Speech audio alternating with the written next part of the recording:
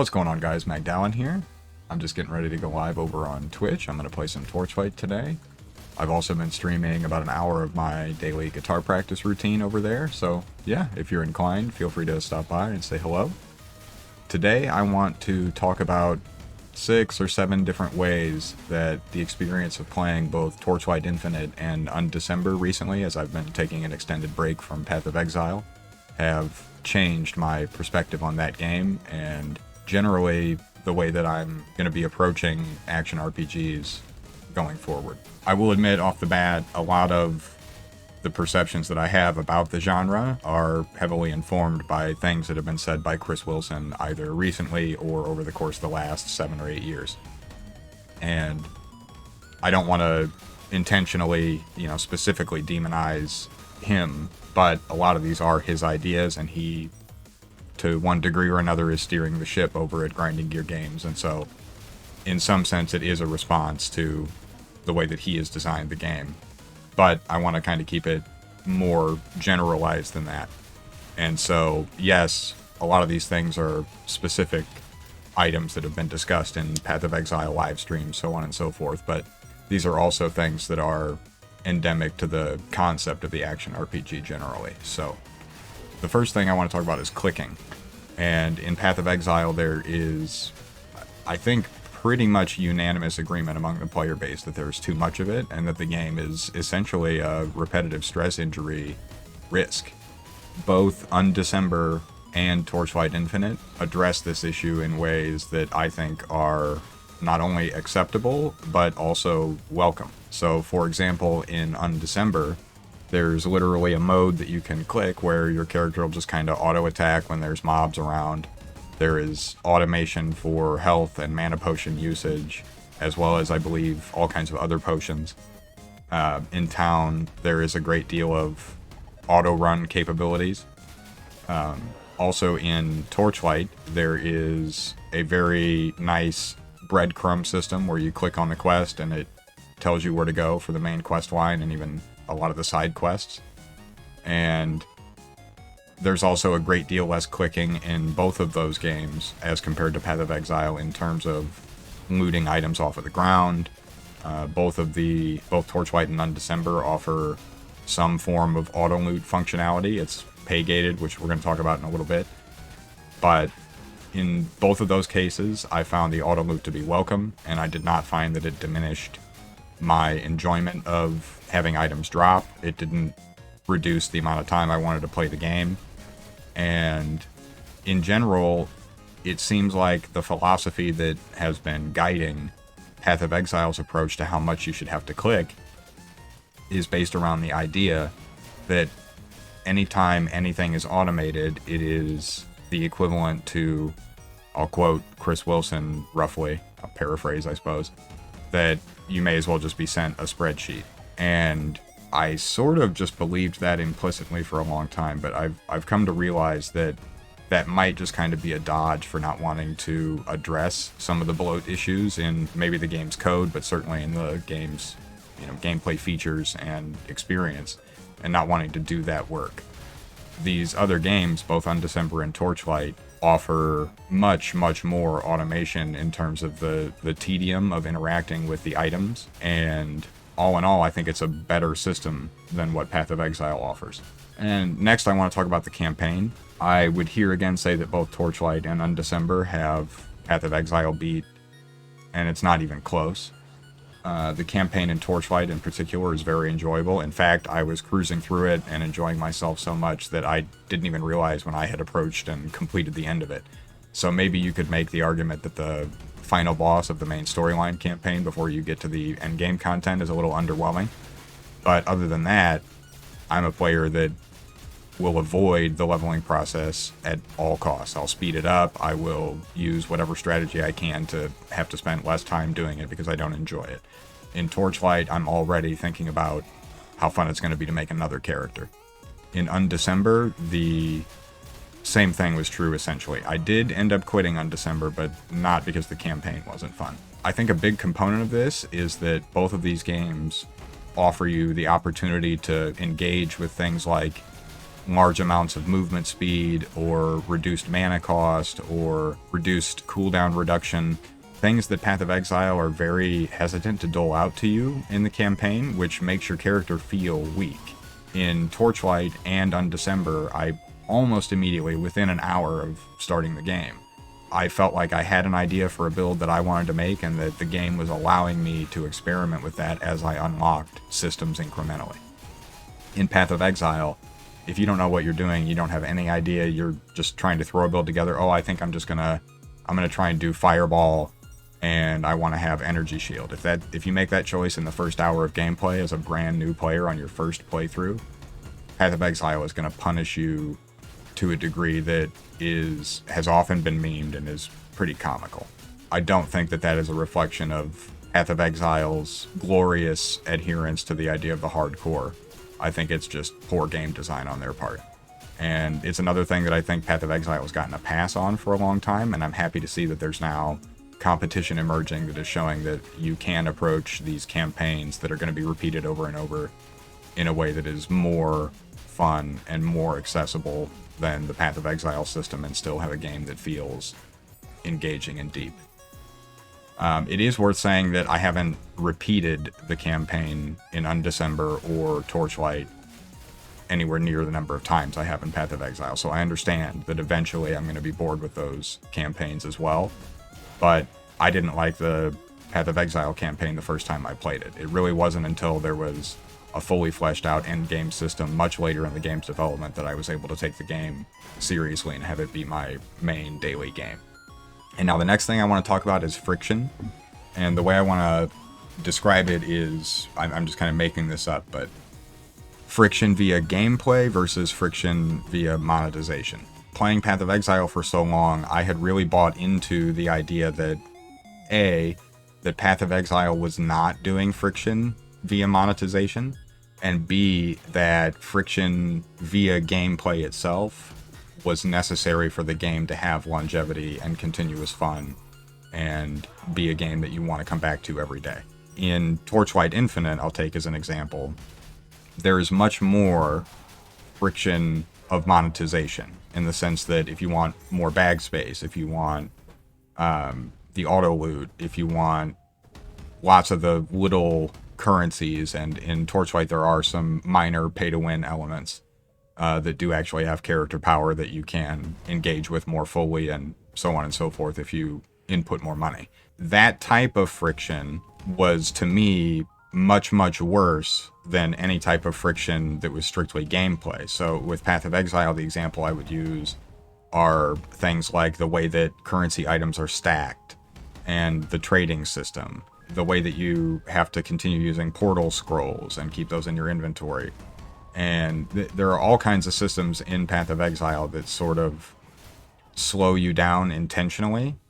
And the idea behind it is that you can then sort of overcome that friction over a long period of time, and so it feels more enjoyable. In Undecember and Torchlight, they lean much more towards just monetizing a lot of those small things and then not doing a lot of the gameplay friction, which I think allows them to just kind of give you access to more powerful, more character power earlier in the campaign, and allow things to run more smoothly because they're not as concerned with making sure that each element of the gameplay has its corresponding annoyance or slowdown.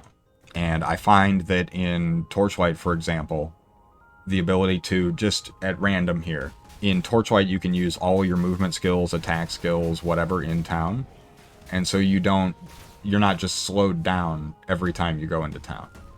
But conversely, if you want to use the auction house, there's a monetary component to that. And in any event, I may have muddled things a little bit here, but I was just kind of throwing stuff at the wall here. I wanted to get my thoughts out there. And I think that the takeaway for me is that I'm actually happy to play a game that has a little bit more friction that's coming from, I need to input $5, or in the case of Torchlight with the auction house, I have to pay whatever it is, $5, $8, $3, I can't remember. per season to have more slots on the auction house to engage with the trading, with player-to-player trading. I'm finding that I enjoy that experience more, even if I'm not willing to pay for all of the convenience, because that allows them to not do as much in the gameplay department. I feel like on the whole, I would call myself like a low investment player, so I don't typically play these games 100% free. I'll put in $10 to $30. That buys enough of the convenience that on the whole, I feel like I'm having a better experience with less friction overall, and I'm more able to just dive into the meat and potatoes of the game and worry less about all of the other stuff than when I'm playing Path of Exile, even though most people would say that their monetization model is more ethical. Now let me actually talk about the auction house and trading. In Path of Exile, this is a nightmare, and it has been for a long time. Well, basically always. And yes, Path of Exile has, from all the games that I've played, the most complex item system, the most complex crafting, the most complex economy. And that is sort of the excuse that is used for them not implementing quality of life features for trading. So in Torchlight Infinite, there is an auction house where you have limited slots where you can sell items. And the search functionality is kind of wonky, but there's even little tags on items in your inventory where you can just click it and it searches the auction house.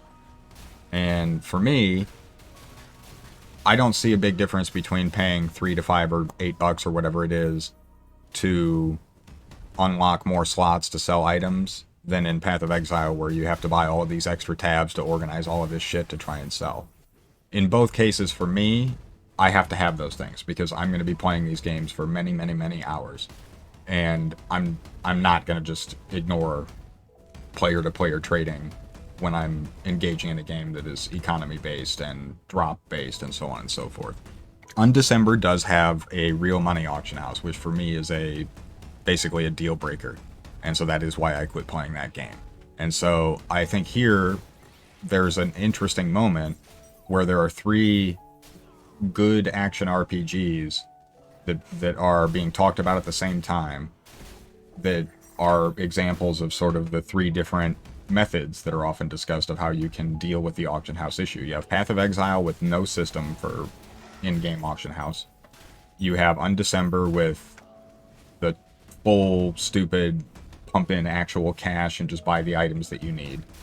And then you have Torchlight, which is kind of a hybrid system where you put in a little bit money to the devs and then they give you the convenience function, but it is still limited in a few ways that make it it's not as fleshed out as something like the old school the D3 real money auction house. It's not quite that crazy, nor is the one in Undecember, but as an example, it's kind of in Torchlight, it's a kind of shitty interface, but the convenience is all there, and it's easy to use, and yeah, I think that's all I'll say about that. I think my takeaway after experiencing all 3 of these systems in action is that the Torchlight system is the best. It's in-game, I'm not having to worry about third-party add-ons, so on and so forth, which I'm kind of transitioning into my next point here. I think that that's the best system, because in Path of Exile, trading is always an issue. There's so much hassle and problems that surround it, that you're constantly feeling shitty when you're dealing with trading. And in Undecember, also it feels shitty because you're having to put in real money. And in Torchlight, yes, there's a little bit of friction with the sort of ham-fisted way that the UI is set up and so on and so forth. But it's a good mix, and it doesn't bring with it that constant feeling of Path of Exile's, oh shit, I have to deal with this, 50 AFK people and so on and so forth. And then you don't have to deal with, I have to get the credit card out to get my next upgrade in December. So that's all I'll say about that. I think again, Torchlight kind of wins the race there. And then in terms of third-party add-ons, I realized that with Path of Exile, I have to use a lot of them. I don't like them. There's hassle with having to update them. And it just offloads a lot of work that I think the developers should have been doing in the first place. I'm not going to belabor this point, but in Undecember and in Torchlight, they make available in-game complete lists of what affixes can be rolled when you're crafting, and lots of the information that we have to go outside of the game to look up through a third-party wiki or something like that in Path of Exile, and lots of the things that we have to do with, third-party add-ons, like looking up how much something is for trade and things like that. It really is a better experience to just not have to do that. And again, I feel like Torchlight and Undecember are examples of games with solid gameplay and an overall good experience that show that you can move more in that direction and not have it immediately ruin the game. The last thing I want to talk about is build diversity, and I was hesitant about this, but I want to mention it because I've already been watching a lot of content from other creators on Undecember and Torchlight, and my experience of making builds myself just with my first character. In both cases, I played for about an hour and then I had an idea already of what I wanted to do with that character. And in both cases, I was rewarded. I felt like the build took off, and there wasn't the really punishing balance, I guess, issue that comes with Path of Exile, where there are clear skills that are the ones that you should be choosing when you're leveling, and there are ones, most of the other ones are just bad. In Torchlight, I just kind of picked a skill and just went, and everything just kind of made sense. The skill tree system is complex and expansive, but approachable. I had a great time. In Undecember, I immediately knew, okay, I wanted to do this kind of spread shot, I believe the skill was called, thing. So an AoE bow character with cold as an element. I wanted to see if I could slow everything down, maybe freeze stuff later on, and that also just kind of worked. I think that Path of Exile is really lacking in this department in a way that these games aren't. And when we see Diablo 4 come out, and when Torchlight gets more content added to it, and because that's technically still in beta, and even when Undecember gets more fleshed out, I think the competition is really going to start to get fierce, because a lot of the stuff that I just mentioned in this video are things that I think we were just taking on faith that Path of Exile's approach was the best. And I'm really starting to question that position. And it is one that I held for a long time. I had pretty much just taken... Obviously, I've made videos where I disagree with things that Chris Wilson has said, or, that the development team, things the development team have done over at GGG. But generally speaking, a lot of the stuff that they have said and done are things that have become pretty formative for the way that I view these games. And now, sort of stepping out of that box and playing these other titles that address these things in very different ways, and finding that I'm having a lot of pleasure and a lot of fun engaging with these systems in fresh ways, it's changed my expectations for what Path of Exile is going to need to do to keep me as a full-time player going forward, the current debacle with 3.19 notwithstanding. And then, as a last note, in terms of monetization, obviously I said the Real Money Auction House and also Undecember's monetization is just really bad generally. That I condemn full stop. But I'm not sure I really see a big difference between Path of Exile and Torchlight Infinite in terms of the fairness of the monetization. And one point is, a lot of the stuff that they're doing in these mobile games, Path of Exile does already in other markets. On the, I believe it's the China version of the game, there are lots of these quality of life features, and the game is relatively popular over there. I think that, for example, in Torchlight, the pet system is a little cringe, because there's some real money there. I think that you need to be careful if you're a person that doesn't have fantastic self-control with making small purchases in games like these, if you're going to play Torchlight. But generally speaking, if the price point is 10 to 30, 40 bucks total, I feel like you're getting about the same amount of friction removal, so to speak, in both cases. And then, given all of the other stuff that I've said throughout the video, I just think there's a lot that Path of Exile should be paying attention to that these other games are doing. And so yeah, if you found any of that interesting or enjoyable, please do hit that like and subscribe button, and I will be back shortly with more content on Torchlight Infinite, I think. And so yeah, I will see you then. I appreciate you.